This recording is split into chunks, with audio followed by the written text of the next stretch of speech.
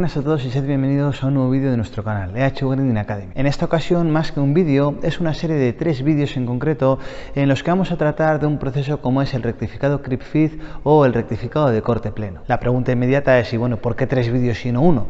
La respuesta habría que buscarla en el hecho de que este tipo de rectificado es lo suficientemente complejo como para que no le podamos sacar todo el jugo que merece en un solo vídeo. En este primer vídeo vamos a analizar el proceso de Creep Feed desde el punto de vista de los parámetros utilizados para llevarlo a cabo. Cuando hablamos del Creep Feed Grinding o rectificado de corte pleno, hablamos de un proceso de rectificado que pretende acabar la pieza que estamos mecanizando de una sola pasada, obteniendo muy buenos acabados superficiales y evitando la necesidad de hacer pasadas de apagado de chispa.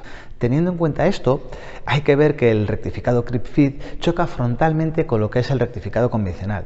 Si recordáis, decíamos que en rectificado convencional tenemos pasadas de corte muy bajas, procesos escalados en desbaste, semidesbaste y acabado en los que íbamos combinando diferentes parámetros de velocidad y profundidad de pasada, y por último decíamos que la parte del apagado de chispa era de suma importancia de cara a conseguir unas piezas con la precisión dimensional y geométrica requerida.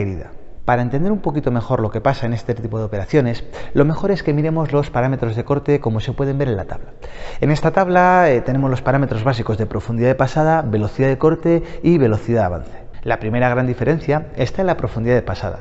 Si vemos en la tabla, y ya sabemos por nuestra práctica diaria, el rectificado convencional superar las 50 micras de profundidad de pasada es realmente raro, de tal manera que la mayoría de las veces andamos en 10 o 20 micras e incluso menos para operaciones de acabado. Si miramos, el rectificado Creep Feed nos da unas profundidades de pasadas que parten del medio milímetro y llegan hasta los 15 milímetros o más en función del tipo de operación que estemos realizando. En cuanto a la velocidad de corte, podemos ver que es prácticamente igual en ambos casos y va a depender más del tipo de muela utilizada que del tipo de proceso. En cuanto a la velocidad de avance, si recordamos, en rectificado convencional y haciendo caso a aquel valor del ratio de velocidades, tenemos unas velocidades de avance mínimas de 15.000 milímetros minuto más o menos y podemos llegar hasta los 40.000. En el rectificado Creep Feed vemos cómo las cosas cambian un poco y tenemos unas velocidades de avance que van entre 0,5 y 1,5 metros minuto o entre 500 y 1500 milímetros por minuto.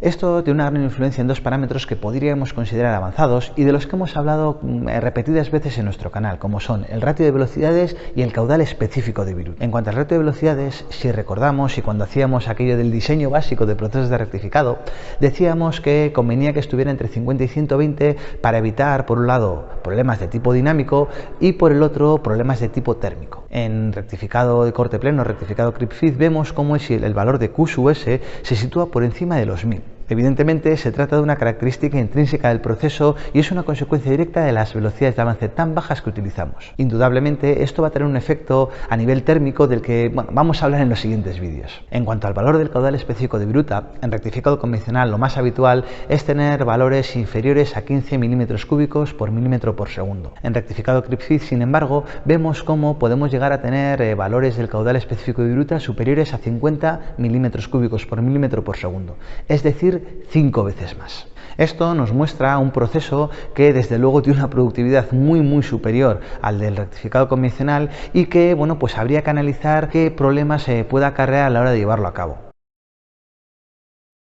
A la hora de hacer el equilibrado de nuestras muelas abrasivas lo podemos hacer de dos maneras, bien utilizando este tipo de utillajes que nos permiten hacer un equilibrado estático de las mismas o bien con acelerómetros colocados en el propio eje de la máquina que nos permiten llevar a cabo un equilibrado dinámico de las muelas. En cualquiera de los dos casos, recordad que tener una muela bien equilibrada es fundamental para conseguir unas piezas de alta calidad y que hay que tener especial cuidado cuando la muela es nueva, antes de montarla y una vez realizado ese primer diamantado para eliminar el salto radial.